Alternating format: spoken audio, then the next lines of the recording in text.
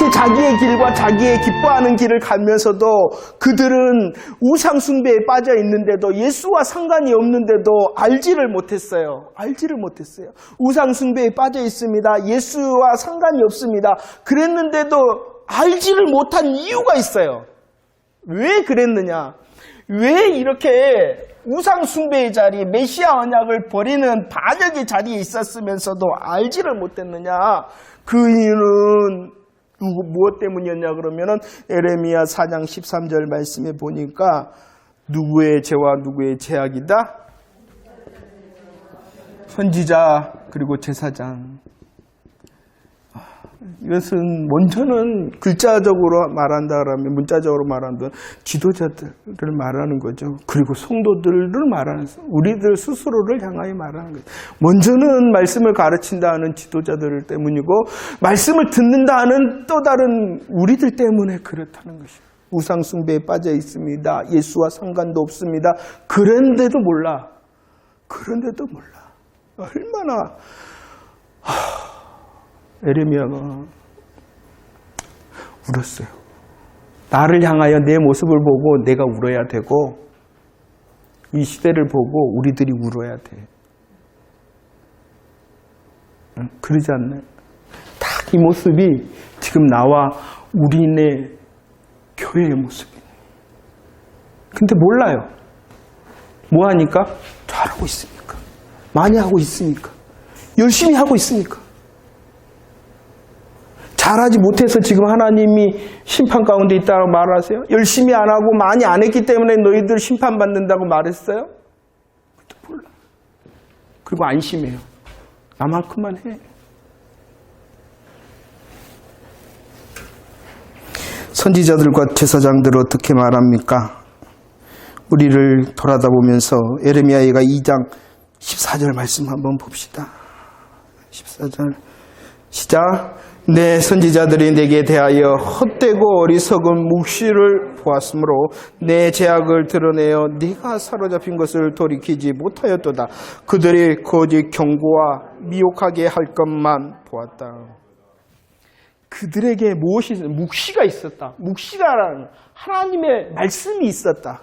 하나님의 말씀이 있었으나 그것은 진짜 하나님의 말씀이 아니고 무엇이다? 헛되고 어리석은 묵시였다. 그럴 뿐만 아니라 그들에게는 무엇이 있었냐? 경고가 있었다. 그런데 그 경고도 어떠한 경고였다라고 말합니까? 거짓 경고였다. 그럴 뿐만이 아니라 그들은 헛되고 어리석고 거짓된 것으로 인하여 미혹하는 자의 역할을 했다. 누가 이런 일을 했어요? 선지자와 제사장들. 그들이 말할 때에 이 선지자와 제사장들이 에레미야 당시의 백성들을 향할 때 뭐라고 말했을까요? 말씀을 인용하면서 그들은 분명히 이렇게 말씀했을 것 같아요. 여호와께서 가라사대. 그러나 그것은 여호와께서 가라사대가 아니었는데 그들은 이렇게 말했을 것 같아요. 생명의 말씀, 살아있는 하나님의 말씀, 이렇게 말했을 거예요. 그러나 그것은 무엇이었다고요? 어리석은 묵시와 거짓 경고와 미혹하게 말했다. 왜? 하나님의 마음과 뜻에 상관이 없는 것이었거든. 자기의 길이었고 자기가 기뻐하는 것이었을 뿐이었거든요. 우리는 에레미야를 통하여 긍정과 축복과 부흥의 말 그 자체가 잘못됐다고 말을 하는 것이 절대로 아닙니다. 말씀하신 탐심이 우상숭배가 탐심이라 하였던 자기의 길과 자기가 기뻐하는 것, 예수 그리스도와 상관이 없는데도 열심과 많음과 잘함을 자랑하고 안심하는 그것,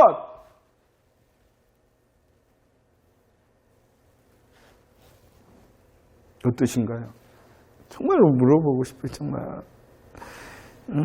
제가 여러분들을 한 사람 한 사람에게 물어보고 싶고 예수 믿는다는 사람한테 물어보고 싶어요. 당신 정말로 예수 믿는 사람이에요? 당신 정말로 죽으면 천국 갈 수 있어요?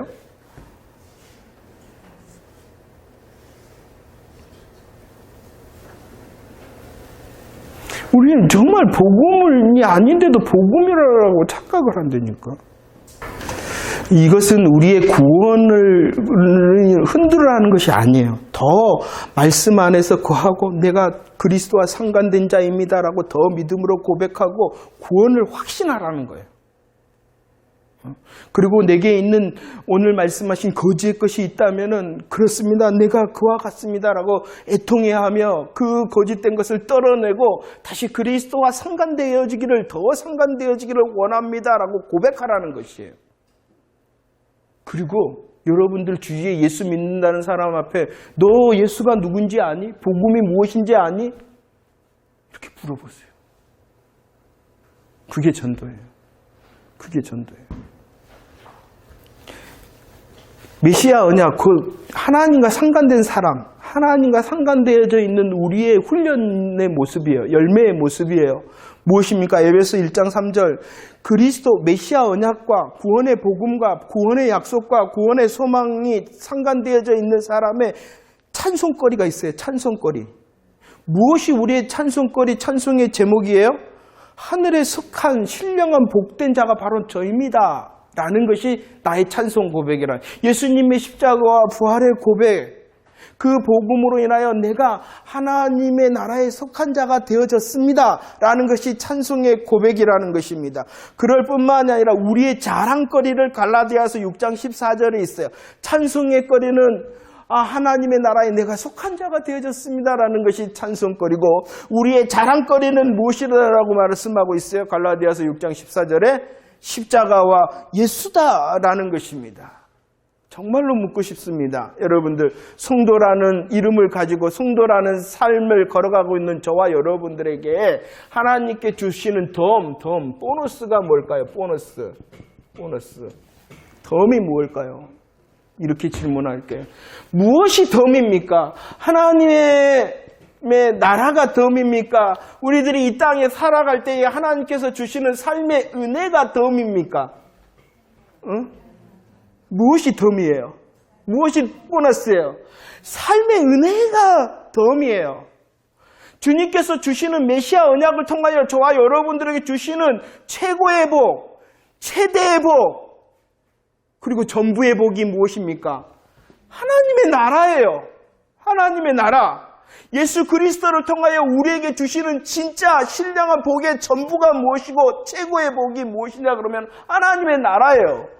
이것은 그 누구에게도 분명해요. 그러나 이 덤은 어떤 사람에게는 지금 주기도 하고 어떤 사람에게는 나중에 주기도 하고 어떤 사람에게는 혹시라도 그래서는 우리의 삶에는 은혜를 구하지만 없을 수도. 그럼 덤이 없으면 예수 잘못 믿고 덤이 없으면 이 세상 잘못 살아가는 겁니까? 그러나 정말로 이 땅에서 선포되는 말씀이 무엇을 덤으로 생각하며 선포하고 있어요. 그런데도 우리들은 좋다 한단 말이에요. 그래서 에레미야가 뭐라 그랬어요? 응? 이런 현상을 보고 에레미야가 뭐라 그랬어요? 에레미야 5장 30절에 무섭고 놀라운 일이 벌어지고 있다라고 말하고 있는데 그 무섭고 놀라운 일이 에레미야 시대, 심판의 시대뿐만이 아니라 예수님의 시대에도 그러고 이 땅 지금의 시대의 말씀을 선포한다는 이 강단에서 흘러나온단 말이에요. 그러나 성도들은 뭐라 한다고요? 그래도 좋다. 그래도 좋다. 누가복음 11장 말씀. 예수님 당시입니다. 율법사라는 것은 말씀을 맡은 자들입니다. 그들이 무엇을 가지고 있어요? 이 복음을 열 수 있는 지식의 열쇠를 하나님께서 그들에게 말씀이라는 도구를 허락해 주셨다는 것. 그랬는데 그들이 어떻게 해버렸어요? 자기들도 안 들어가고 남도 못 들어가게 하는 막는 자가 되어져 버렸다. 계시록 16장 우리들이 그때 살펴봤어요. 이 시대를 말합니다. 그 영들이, 더러운 영들이 어디에서 나온다? 입에서 나온다. 입에서. 영적 전쟁, 말씀의 전쟁 시대에 살아간다. 사단도 뭐라고 말한다고요? 여호와께서 가라사대 생명의 말씀, 구원의 말씀이다 이렇게 말합니다. 사단이 가라사대 이렇게 말하지 않습니다. 그러나 우리들은 분별해낼 수 있어야 됩니다. 하나님의 마음과 뜻인가? 예수 그리스도와 상관되어져 있는가? 그리고 예수 그리스도의 복음의 영광과 약속이 먼저인가? 그 먼저로 가득 채워진 그 복음의 내용이 가득 차고 복음의 소망이 가득 차고 복음의 약속이 가득 찬 자에게 어찌 이 땅에 덤도 허락하지 않겠느냐는 것이 순서가 발라야 됩니다. 복음의 순서가 발라야 됩니다.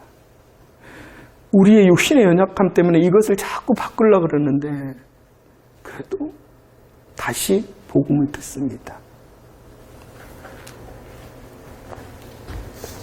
지금도 마찬가지입니다. 우리나라는 이제 개개인으로 보면은 그럴 수도 있지만 전체적인 복음의 시간표적으로 보면은 핍박과 환난의 모습은 이제 많이 지나갔습니다. 개개인으로 살피면은 그런 자리에 있으신 분들이 안타깝게도 있지만 전체적으로 보면 그러면 이 시대는 무엇으로 우리를 흔들겠어요? 바로 말씀으로 흔듭니다.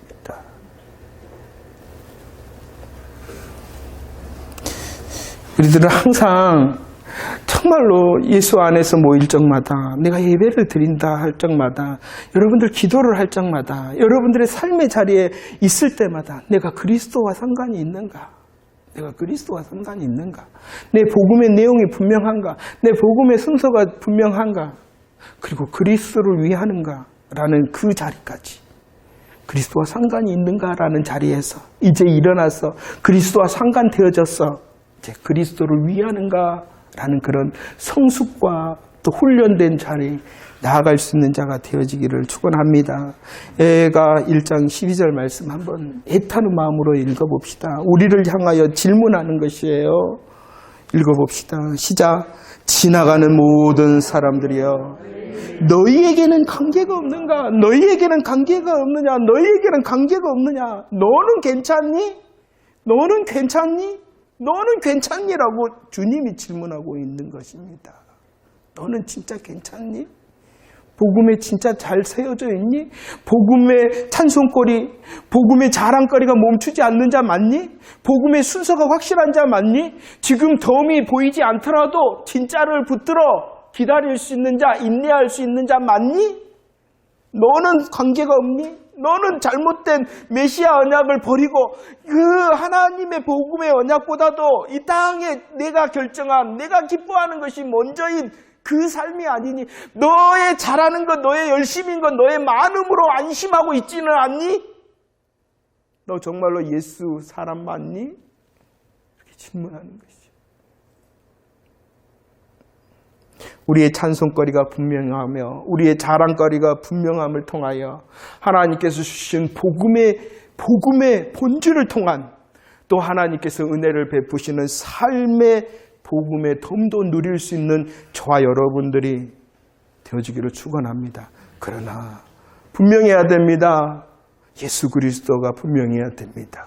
예수 그리스도가 먼저입니다. 예수 그리스도와 상관되어져 있는 나의 삶의 전부이기를 소원하는 멋진 예수 사람 되어지기를 축원합니다. 예레미야 애가 1장 3절과 6절 말씀 함께 고백하도록 하겠습니다. 3절과 6절입니다. 시작. 유다는 환난과 많은 고난 가운데에 사로잡혀 갔도다.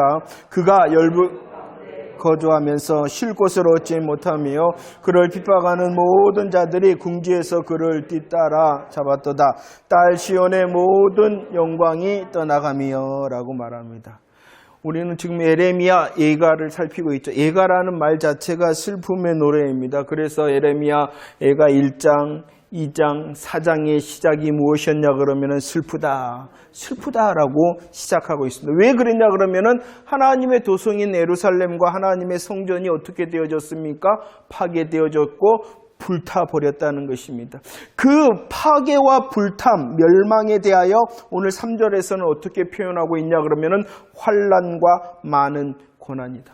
환난과 많은 고난으로 인해서 예레미야는 뭐 할 수밖에 없었냐 그러면은 눈물을 흘릴 수밖에 없었다는 것입니다. 눈물을 흘렸다. 성전이 불타는 것을 봅니다. 하나님의 도성인 이 예루살렘이 멸망당하여 파괴되고 불탐을 봅니다. 이 환난과 많은 고난으로 인하여 눈물을 지었다. 그런데 이 에레미야의 눈물은 예루살렘과 또 성전을 향한 눈물이기도 하지만 더 근본적인 눈물의 이유를 저와 여러분들이 알 수가 있어야 돼요.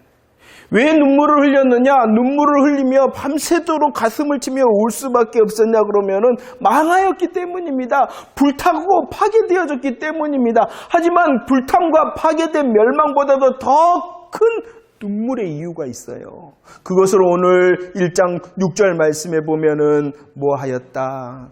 영광이 떠났다. 영광이 떠났다라는 것입니다. 이것이 바로 이 에레미야의 눈물의 근본적인 이유였다는 것입니다. 딸 시온의 모든 영광이 떠났다는 것입니다. 하나님께 버림을 당하였다는 것입니다. 하나님의 영광이 떠나버렸기 때문에 눈물을 흘렸다는 것입니다. 육신적인 모습, 파괴와 불탐으로 인하여 눈물을 흘렸죠. 그러나 그것보다도 더 근본적인 이유는 영광이 떠나였기 때문입니다. 이 하나님의 영광이 떠난 영적인 모습을 에스겔 37장에서는 무엇만 가득한 모습이었다? 뼈만 가득한 모습. 마른 뼈, 그것도 마른 뼈만 가득한 모습을 보고 이 에레미야는 눈물을 흘렸다는 것입니다. 하나님의 영광이 떠납니다. 마른 뼈와 같은 그 상황 가운데서 눈물을 흘립니다. 이것을 역사적인 이스라엘의 역사적인 사건이 있는데 그것이 무엇이냐 그러면은 오늘 사무엘상 4장 말씀에 비느하스의 아내가 아이를 낳다가 상고 고통 중에 아이를 낳다가 죽습니다. 그런데 그 아이의 이름을 뭐라고 지었냐 그러면은요, 뭐라 그래 지었어요? 이가봇이다, 이가봇. 그런데 이 이가봇의 뜻이 있습니다. 이가봇의 뜻이 무엇이냐 그러면은 영광이 이스라엘에서 떠났다. 하나님의 영광이 떠났다라는 이름의 뜻이 무엇이다고요?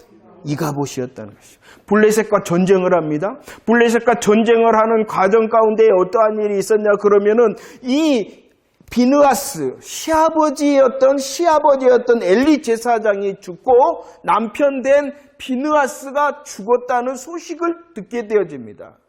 그런데 이 정말로 절망의 소식 가운데 더 안타까워하면서 이 비느하스의 아내가 외치는 소리가 무엇이었냐 그러면은 이가봇. 얼마나 슬픔의 소식입니까? 자신의 시아버지인 엘리 제사장이 죽었습니다. 자신의 남편인 비느하스가 죽었습니다. 그런데 그 사실보다도 더 애통해하면서 이 비느하스의 아내가 고백할 수밖에 없었던 이름이 무엇이다고요? 이가봇이다. 하나님의 영광이 떠나버렸다. 언약궤를 빼앗겨버리는 그 상황을 바라보면서 영적인 시선이 열렸다는 것입니다. 얼마나 육신의 슬픔입니까? 그러나 그 육신의 슬픔보다도 더 아픔이 무엇이었냐 그러면은 하나님의 언약궤를 빼앗긴 그 사건을 통하여 하나님의 영광이 떠나버렸구나. 하나님의 영광이 떠나버렸구나라는 그 사실에 이 비느하스의 아내는 이가봇 하면서 탄식할 수밖에 없었다는 것입니다. 오늘 예레미야도 마찬가지입니다. 육신의 눈을 통하여 본 그 하나님의 도성과 하나님의 성전의 파괴됨과 불탐이 얼마나 애탄 소식입니까? 눈물을 흘릴 수밖에 없었죠. 하지만 그보다도 더 큰 눈물의 이유는 무엇이었다? 하나님의 영광이 떠나버렸다는 것. 마른 뼈와 같은 그들의 상황과 이가봇이라고 외칠 수밖에 없었던 그런 영적인 상황을 보면서 예레미야는 눈물을 흘릴 수밖에 없었다라는 것입니다. 우리의 답답함을 생각해요. 우리가 왜 답답한가요? 여러분들, 우리는 민감해요. 그러지 않아요? 육신의 답답함과 육신의 막힘과 육신의 문제에 대해서는 뭐예요? 민감해. 그러나 하나님과의 관계 속에서 영적인 답답함은 여러분들은 얼마나 느끼고 계신가요? 우리의 육신의 눈으로 보는 불탐, 우리의 육신의 눈으로 본 무너짐에 대해서는 금방 예민하게, 그리고 우리들의 시아버지가 죽었다는 소식을 들었던 이 비느하스의 아내, 자신의 남편이 죽었다는 그런 육신의 소식에 대해서는 굉장히 민감해하면서 답답해합니다. 그러나 우리의 이 답답한 이 민감함은 영적인 것에 대해서는 너무나도 우둔할 때가 많다는 것입니다. 더 답답해야 되고 더 가슴을 쳐야 되고 더 눈물을 지어야 되는데 그렇지 않아요. 왜? 우리의 영적 감각이 어디를 향하여? 육신을 향하여 가고 있기 때문에 우리를 향하여 주님이 놓고 하시는 것 같아요. 에레미야의 눈물을 보이시면서 우리의 영을 흔드시는 것입니다. 자, 이렇게 눈물을 흘렸습니다. 에레미야의 눈물은 바로 영적인 눈물이었습니다. 하나님의 영광이 떠나버린 눈물이었습니다. 그리고 우리들은 또 이 에레미야의 눈물을 통하여 누구의 눈물도 볼 수 있어야 되냐 그러면은 예수님의 눈물도 볼 수 있어야 된다는 것입니다. 에레미야 선지자가 이렇게 하나님의 도성과 하나님의 성전을 위하여 눈물을 흘렸죠. 그런데 그 눈물이 또 신약에서는 누가 흘리고 계시냐 그러면은 누가복음 13장 34절 말씀입니다. 우리 예수님께서 말씀하십니다. 누구를 부르세요? 예루살렘아, 예루살렘아, 예루살렘을 향하여 눈물을 씻고 탄식하시는 탄식. 왜 그러냐 그러면은 우리 예수님께서 우리 하나님의 마음으로 지금 말씀하는 것이죠. 하나님의 마음으로 예수님께서 예루살렘아 예루살렘아 부르면서 말씀하십니다. 수고하였어요. 어떠한 수고를 하였어요? 선지자들 그리고 파송된 자 선지자들을 보냈습니다. 많은 사람들을 파송했습니다. 그들을 향하여 어떻게 암탉이 제 새끼를 날개 아래 모음과 같이 모으려고 수고를 했다는. 그런데 그들을 뭐 했어요? 원하지 아니하였다. 그래서 이제 누가복음 19장 41절 이하의 말씀에 예루살렘아 예루살렘아 하며 탄식하셨던 그 예수님께서 이제 뭐 하실 수밖에 없어요? 19절을 보면 눈물을 흘리신다. 왜냐 그러면은 멸망의 시간이 이제 실질적인 또 다른 멸망의 시간이 다가오는 것을 우리 주님께서 알고 계시기 때문이라는 것입니다.